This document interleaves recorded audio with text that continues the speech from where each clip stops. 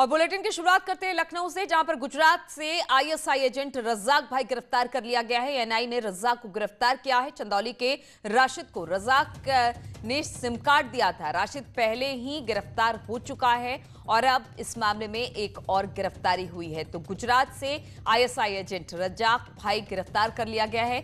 NIA ने रज्जाक को गिरफ्तार किया है। चंदौली के राशिद को रज्जाक ने सिम उपलब्ध कराया था और अब राशिद पहले गिरफ्तार हो चुका है और अब रज्जाक की भी गिरफ्तारी हो चुकी है।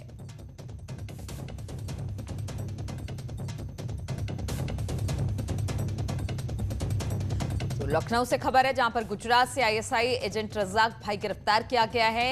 एनआईए ने रज्जाक को गिरफ्तार किया है। चंदौली के राशिद को रज्जाक ने सिम कार्ड उपलब्ध कराया था और अब इसी को लेकर रज्जाक की गिरफ्तारी हुई है। पूछताछ होगी। राशिद पहले गिरफ्तार हो चुका था, अब रज्जाक गिरफ्तार किया गया है। ऋषभ मणि इस वक्त हमारे साथ जुड़ गए हैं। ऋषभ, कहां से इस रज्जाक को गिरफ्तार किया है पुलिस ने? देखिए, इसको एनआईए ने गिरफ्तार किया है गुजरात से। इसको पिछले साल यूपी के चंदौली से गिरफ्तार राशिद के कनेक्शन से जोड़ के देखा जा रहा है। राशिद पिछले ही साल गिरफ्तार हो चुका है। राशिद की गिरफ्तारी का मामला, उसकी इन्वेस्टिगेशन एनआईए कर रही है। एनआईए ने जब अपनी पड़ताल आगे बढ़ाई है तो राशिद के माध्यम से जो आईएसआई का इंडिया में नेटवर्क था उसका खुलासा हुआ है। उसी में रज्जाक का नाम सामने आया था। रज्जाक की आज गिरफ्तारी हुई है।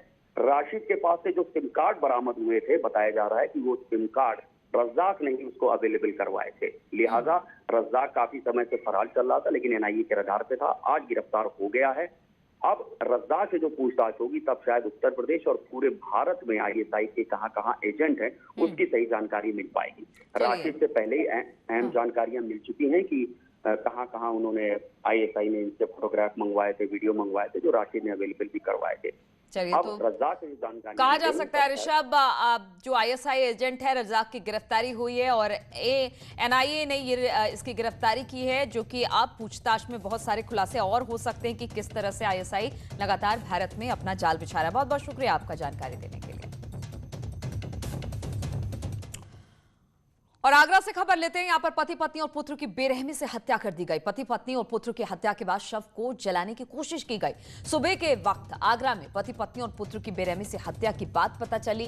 पति पत्नी और पुत्र की हत्या के बाद शव को जलाने की कोशिश की गई है। रामवीर की परचून की दुकान थी। सुबह जब दुकान नहीं खुली तब पड़ोसियों ने जाकर देखा तो पता चला कि घर के अंदर 3 शव पड़े हुए हैं। परिजनों का आरोप है कि रामवीर ने अपने बेटे बबलू की नौकरी दिलाने के नाम पर शख्स को 12 लाख रुपए दिए थे। लिहाजा उसी पर इस हत्या का शक है, क्योंकि जब नौकरी नहीं लगी तो रामवीर ने रुपए वापस मांगे। फिलहाल पुलिस कई एंगल से इस पूरे मामले की जांच पड़ताल में जुट गई है।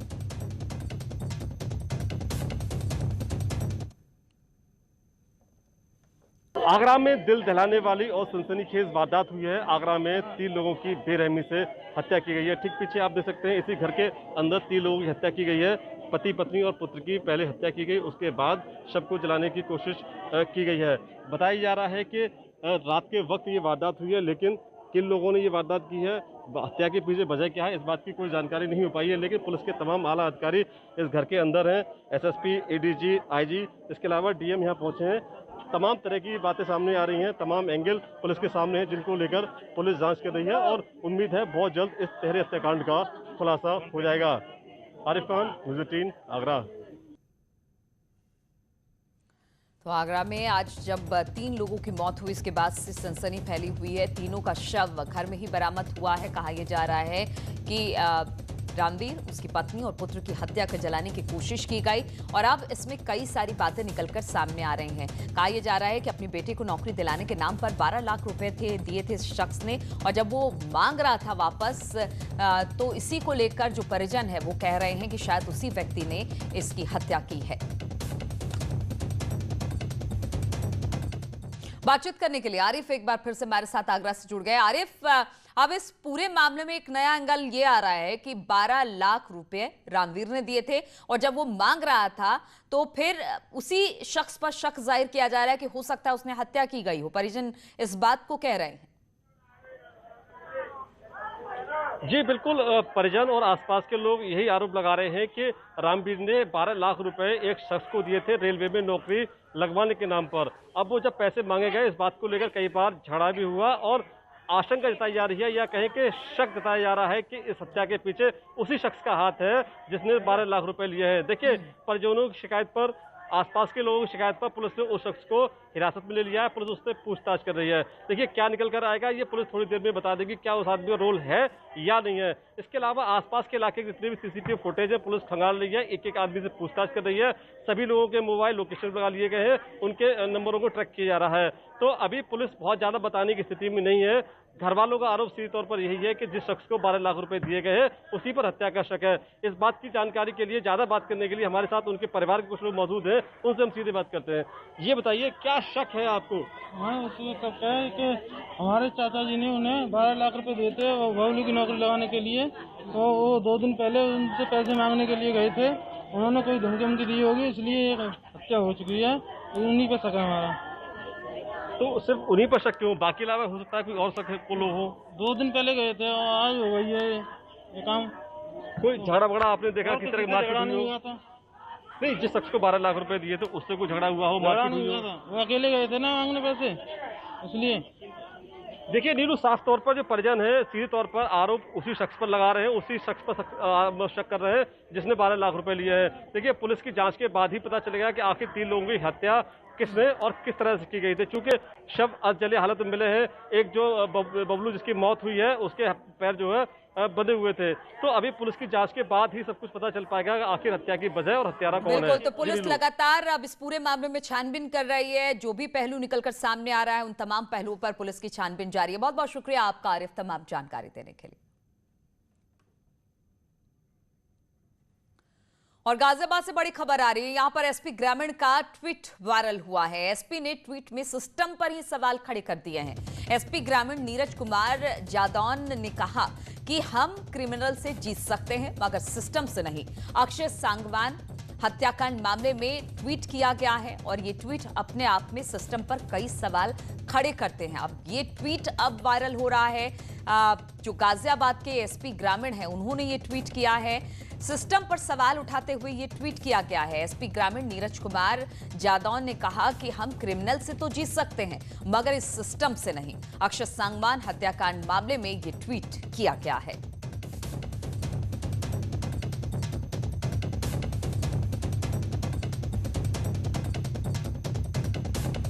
तो गाजियाबाद से बड़ी खबर है। यहां पर एसपी ग्रामीण का एक ट्वीट वायरल हो रहा है जिसमें सिस्टम पर सवाल उठाए जा रहे हैं। एसपी ने ट्वीट में सिस्टम पर सवाल उठाए हैं।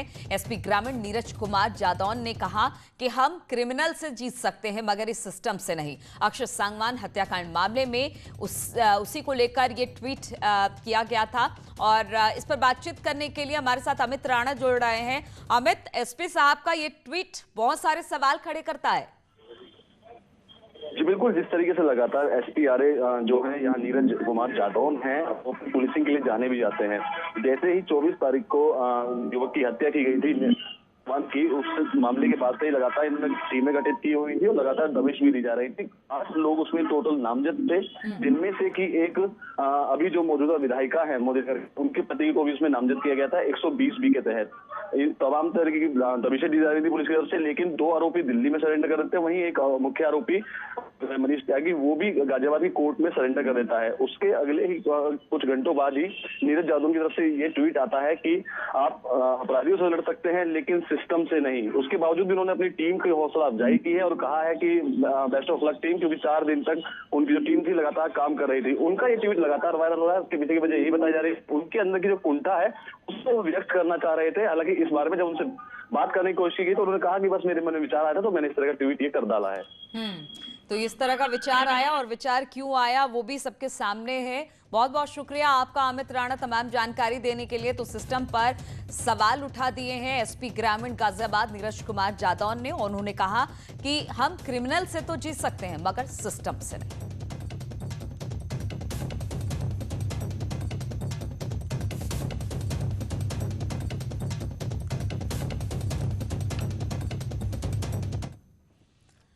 और ग्रेटर नोएडा में बदमाशों से मुठभेड़। पुलिस और बदमाशों के बीच मुठभेड़ हुई जिसमें 25,000 के नामी बदमाश को गोली लगी। व्यापारी से बदमाश ने लूटपाट की थी। बदमाश के पास से बाइक, तमंचा बरामद किया गया है। बदमाश अंकित पर 25,000 का इनाम घोषित था। दादरी थाना क्षेत्र में हाईवे के पास ये मुठभेड़ बताई जा रही है।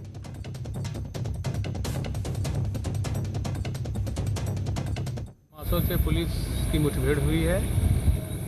ये दादरी बाईपास पे, इसमें एक अंकित नाम का बदमाश जिसपे पूर्व से 25,000 रुपये का इनाम था, उसके पैर में गोली लगी है, घायल हुआ है। उसको उपचार के लिए जिला अस्पताल भेजा गया है। कुछ दिन पूर्व व्यापारी पिता पुत्र पे इन लोगों ने अटैक किया था, फायर किया था, लूटने का प्रयास किया था, जिसमें व्यापारी पुत्र घायल हुआ था। उसमें भी ये वांटेड था, 25,000 का इनाम था। इस पे 7 अभियोग पहले से लूट के मुकदमे पंजीकृत है। और बागपत में पुलिस से बदमाशों की मुठभेड़ हुई। मुठभेड़ के बाद जो बदमाश है प्रवीण गिरफ्तार कर लिया गया है। बदमाश प्रवीण के पैर में गोली लगी, वो घायल हो गया। गैंगस्टर एक्ट के साथ कई धाराओं में इस पर FIR दर्ज किया गया है। दोघट थाना क्षेत्र में पुलिस की ये मुठभेड़ हुई, जिसके बाद प्रवीण को गिरफ्तार किया गया। इंस्पेक्टर दोघट अपनी टीम के साथ चेकिंग कर रहे थे। अचानक एक मोटरसाइकिल पे 2 लड़के आते दिखे, उन्हें रोकने का प्रयास किया, जंगल की तरफ भागे, पुलिस के ऊपर फायर किया। पुलिस ने अपने बचाव में आत्मरक्षा फायर किया, जिसमें कि एक बदमाश घायल हुआ है। उसके पास से एक DBBL जो 12 बोर की है DBBL गन बरामद हुई है। पहचान हुई है उसकी, प्रवीण गागनोली है, शातिर अपराधी है। करीब आधा दर्जन मुकदमे हैं, लूट, हत्या और इस तरह के कई गंभीर अपराध के मुकदमे हैं। और कानपुर में तमाम पाबंदियों के बावजूद मुहर्रम का जुलूस निकाला गया। लॉकडाउन और कोविड प्रोटोकॉल की जमकर धज्जियां उड़ाई गई। सरकार की गाइडलाइन को हवा में उड़ाते हुए जुलूस निकाला गया।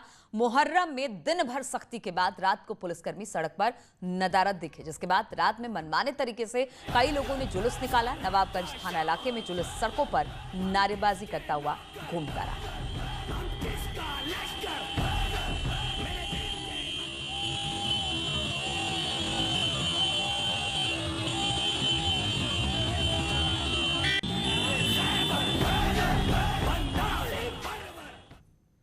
और मेरठ में एक शख्स की गोली मारकर हत्या कर दी गई। दौराला इलाके के कपसाट गांव में हुई वारदात रुपए के लेन देन को लेकर हुई और यह विवाद वहीं से शुरू हुआ, जिसमें कुलदीप नाम के शख्स को ताबड़तोड़ गोलियां बरसाकर उसकी हत्या कर दी गई।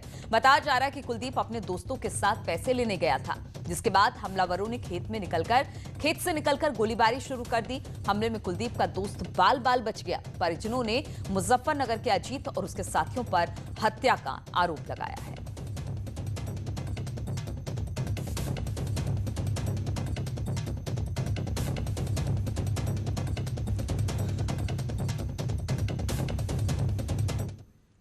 और मेरठ में एक अस्पताल में डिलीवरी के दौरान महिला और बच्चे की मौत के बाद परिजनों ने जबरदस्त हंगामा किया। घरवालों ने डॉक्टर और अस्पताल कर्मचारियों पर लापरवाही का आरोप लगाया। घटना मेरठ के थाना ब्रह्मपुरी क्षेत्र के शिवाय हॉस्पिटल की है। पुलिस ने लोगों को काफी मशक्कत के बाद शांत कराया और डॉक्टर के खिलाफ कार्रवाई का भरोसा दिया, जिसके बाद लोगों का गुस्सा शांत हुआ।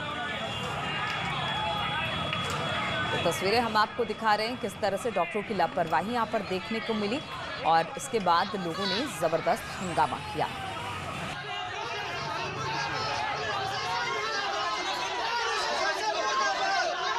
वहीं रायबरेली की तस्वीरें भी हम आपको दिखा रहे हैं। कल रात यहां पर भी काफी हंगामा हुआ। यहां पुलिस कस्टडी में एक शख्स की मौत के बाद परिजनों ने जमकर हंगामा काटा। गुस्साए लोगों ने रायबरेली फतेहपुर रोड पर जाम भी लगाया।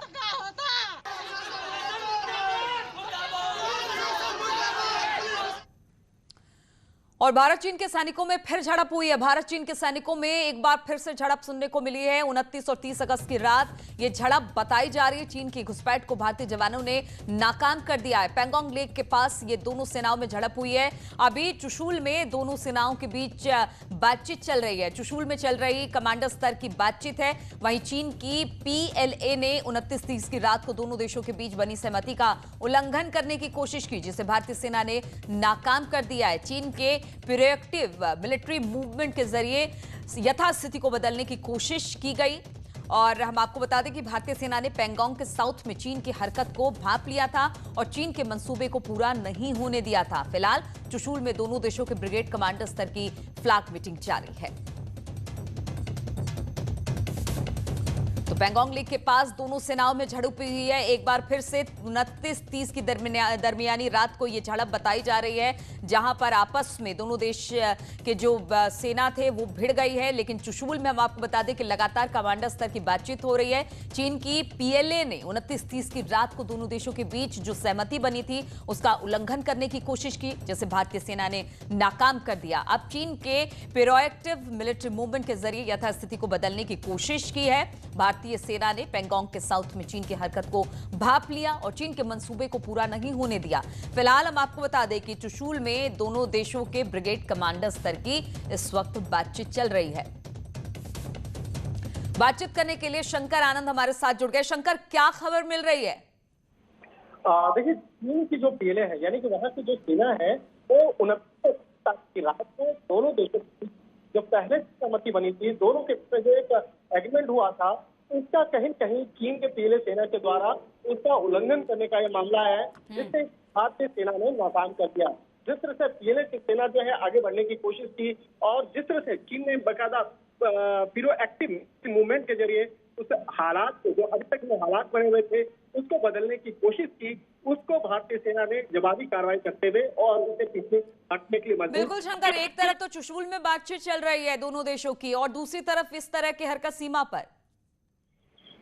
निश्चित तौर पर देखिए नीलू, यहाँ पर जिस तरह से हालात बने थे, पिछले समय में हालात जो बने थे, उस तरह भारत ने भी उस मुद्दे पर जवाबी कार्रवाई करते हुए चीन को एक संधि करने के लिए, बातचीत करने के लिए आगे बुलाया। लेकिन जिस तरह से चीन की अगर बात करें, चीन का जो चेहरा है, साफ तौर पर यहाँ पर साफ दिखता है कि एक तरफ वो मिलिट्री के जरिए, मिलिट्री टॉक के जरिए, और दूसरी तरफ देखा जाए डिप्लोमेटिक स्तर पर जिस तरह से लगातार वो बातचीत करने की कोशिश करता है। लेकिन जिस तरह से हालात को वहां पर बदलने की कोशिश करने इस मामले में भारतीय सेना ने उसका जवाब दिया और भारतीय सेना ने पैंगोंग के साउथ में चीन की हरकत को भांप लिया था और चीन के मंसूबों को पूरा नहीं होने दिया। साथ ही जो चुशूल में दोनों देशों की ब्रिगेड कमांडर स्तर की जो फ्लैग मीटिंग है वो जारी है, जिसमें कि बाकायदा भारत के जवान इस मामले पर अपनी बातों को रख रहे हैं, अपनी मजबूती से अपने तथ्यों को रख रहे हैं। और जिस तरह से पिछले कुछ समय पहले, और शंकर, सबसे बड़ी बात यह है कि पैंगोंग झील से कहा यह गया था कि चीन की सेना पीछे हटेगी और जिस तरह से कहा गया था कि अब जो कि एक जो LAC है उसके दोनों तरफ, चाहे वो भारतीय सेना हो या चीन की सेना हो, पीछे की तरफ खसकेगी। लेकिन जिस तरह की हरकत बार बार चीन कर रहा है, उसे तो लग नहीं रहा है कि इतनी जल्दी ये मामला खत्म होने वाला है। दोनों देशों के बीच जो तनातनी की स्थिति बनी हुई है वो इस झड़प के बाद और बढ़ेगी। नीरू, देखिए, इस मामले में स्पष्ट करना चाहेंगे कि भारतीय सेना के पीछे हटने का मसला यहाँ नहीं है। भारत अपनी सीमा के अंदर में है और चीन जो है, चीन की सेना आगे बढ़ने की कोशिश कर रही थी, भारतीय सीमा में प्रवेश करके वहां कब्जा करने की कोशिश कर रही थी। तो यहाँ पर चीनी सेना के पीछे हटने का मसला है और यहाँ पर इस मामले को ध्यान में रखते हुए लगातार इस मामले पर चीन की सेना बाद में पहले तो कब्जा करने के अंदर प्रवेश करते हैं। जब भारतीय जवान उसको पीछे ढकेलने की कोशिश करते हैं तो वो कहते हैं कि इस मामले पर एक स्टॉप होनी चाहिए और ब्रिगेड कमांडर की फ्लैग मीटिंग होनी चाहिए। जब फ्लैग मीटिंग का हवाला दिया जाता है उसके बाद चीन का एक अलग ही होना होता है। तो लगातार घुसपैठ की कोशिश कर रही है और चीनी सेना, और एक बार फिर से ये बात साफ हो गई है, एक तरफ तो बातचीत कर रहा है चीन, लेकिन दूसरी तरफ इस तरह से जो सीमा पर तनाव है वो उसकी स्थिति बरकरार है। बहुत बहुत शुक्रिया आपका शंकर, बातचीत करने के लिए। और डिप्टी सीएम केशव मौर्य ने आर्थिक तंगी से जूझ रहे एक इंटरनेशनल सॉफ्ट टेनिस खिलाड़ी की मदद की है। तनीष मणि मिश्रा ने अपना लक्ष्मण अवार्ड बेचने का ऐलान किया था, जिसके बाद डिप्टी सीएम ने उन्हें बुलाकर सम्मानित किया। अपनी प्रतिभा से देश का नाम रोशन करने वाले अंतर्राष्ट्रीय सॉफ्ट टेनिस खिलाड़ी तनीष मणि मिश्रा कोरोना महामारी की वजह से आर्थिक तंगी से जूझ रहे हैं, जिसकी वजह से उन्होंने अपना लक्ष्मण अवार्ड तक बेचने का ऐलान कर दिया। जब इसकी जानकारी डिप्टी सीएम केशव प्रसाद मौर्य को मिली तो उन्होंने तनीष से फोन कर संपर्क किया और उन्हें बुलाकर सम्मानित किया। साथ ही उन्हें तत्काल 51,000 रुपए की आर्थिक सहायता दी। उन्होंने कहा है कि देश प्रदेश का मान बढ़ाने वाले खिलाड़ियों के साथ सरकार हमेशा खड़ी रहेगी। उनके बारे में मुझे सोशल मीडिया के माध्यम से जानकारी मिली थी कि इस समय अर्थाभाव के कारण वो अपना पुरस्कार बेचने के लिए लोगों से संपर्क कर रहे थे।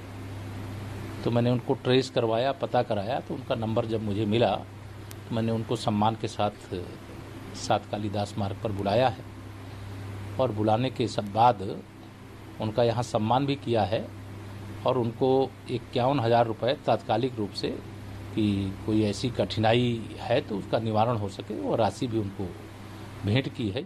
मूल रूप से गोंडा के रहने वाले तनीष मणि मिश्रा साल 2015 में नई दिल्ली में आयोजित वर्ल्ड चैंपियनशिप खेलने वाली टीम का हिस्सा थे। उन्होंने 2016 में जापान में हुई एशियन चैंपियनशिप में भी भारत का प्रतिनिधित्व किया। उनकी उपलब्धियों को देखते हुए यूपी दिवस पर मुख्यमंत्री योगी आदित्यनाथ ने उन्हें 2017 में लक्ष्मण अवार्ड से सम्मानित किया। इसके बाद खेल विभाग में संविदा टेनिस कोच के तौर पर वो काम करने लगे, लेकिन कोरोना काल में उनसे रोजगार छिन गया। खराब माली हालत के बाद उन्हें लखनऊ के एक डिपार्टमेंटल स्टोर में नौकरी भी करनी पड़ी। मदद मिलने के बाद शनीश ने सरकार और मीडिया का आभार जताया। हमें उम्मीद है कि माननीय मुख्यमंत्री और माननीय उप मुख्यमंत्री जी हमारा जो 5 महीने का मानदेय रुका हुआ है उसको देने की कृपा करेंगे। आज माननीय उप मुख्यमंत्री जी ने मुझे ये शॉल और कुछ आर्थिक सहायता करी है, उसके लिए मैं उनका बहुत बहुत आभारी हूँ। डिप्टी सीएम केशव प्रसाद मौर्य ने शनीश को भरोसा दिया है कि सरकार जल्द ही सभी कोचों को 1 अप्रैल से नियुक्ति का आदेश जारी करेगी। Bureau report, news 18 network. और कोरोना काल में देश भर में भले ही इस बार गणेश महोत्सव का आयोजन बड़े स्तर पर नहीं हो पाया, लेकिन लोग पूरी श्रद्धा से घर में बप्पा का पूजन कर रहे हैं। कानपुर में गजानन का एक ऐसा भक्त है जिसके घर में गणेश जी की 700 अलग अलग मूर्तियां हैं। तो आप दर्शन कीजिए बप्पा का और मुझे दीजिए इजाजत।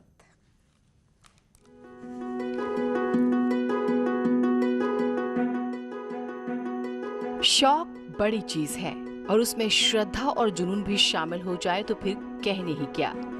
कानपुर के श्याम नगर के रहने वाले विकास श्रीवास्तव को गणेश जी से इतना लगाव है कि उनके घर में गणेश जी की 700 से ज्यादा मूर्तियां मौजूद हैं। सबसे बड़ी बात है कि सभी मूर्तियां एक दूसरे से बिल्कुल अलग है। किसी मूर्ति में गणेश जी कार चला रहे हैं तो किसी में ढोलक बजाते हुए नृत्य की मुद्रा में है, तो कहीं मोदक खाते गणेश जी घर की शोभा बढ़ा रहे हैं। मेरे पिताजी शंकर जी के बहुत लगाव था उनके प्रति। मैं भी मूर्तियां के प्रति मेरा भी लगाव था, लेकिन गणेश जी के प्रति मेरा कुछ ज़्यादा ही लगाव था। 6 साल की उम्र से जब पिताजी ने मुझे पहली मूर्ति लाके दी, तब से मेरे मन में जागा क्यों ना मैं इनके विभिन्न रूप, जैसे कि 8 रूप जाने जाते हैं, इकट्ठा करूं। और 6 साल से लेके अब तक मैंने भगवान की 700 से अधिक मूर्तियां इकट्ठा कर ली हैं। अब उनका घर गणेश संग्रहालय में बदल चुका है, जिसे देखने कई लोग आते हैं। जी बिल्कुल आते हैं। लोग कहते हैं, अरे हम लोग कहीं जाते हैं लेने तो वो पूछते हैं, हम लोग बताते हैं उनको कि हम लोग कलेक्शन करते हैं, तो कहते हैं अरे वाह ये तो बहुत अच्छा है, इतनी श्रद्धा है आप में। पेशे से टीचर विकास 20 सालों से गजानन की मूर्तियों का संग्रह कर रहे हैं। इनके पास 2 सेंटीमीटर से 20 सेंटीमीटर तक की मूर्तियां हैं। ओ माय फ्रेंड गणेशा, तुम रहना साथ हमेशा। ऐसी ही कुछ फ्रेंडशिप गणेश और उनके भक्त की यहाँ देखने को मिलती है, जहाँ 700 से ज्यादा गणेश की मूर्तियां उन्होंने स्थापित की और अपने घर को संग्रहालय बना दिया। इसे गणेश की भक्ति नहीं कहेंगे तो और क्या। वीडियो जर्नलिस्ट आशीष पांडे के साथ अमित गंजू, न्यूज़ 18 कानपुर।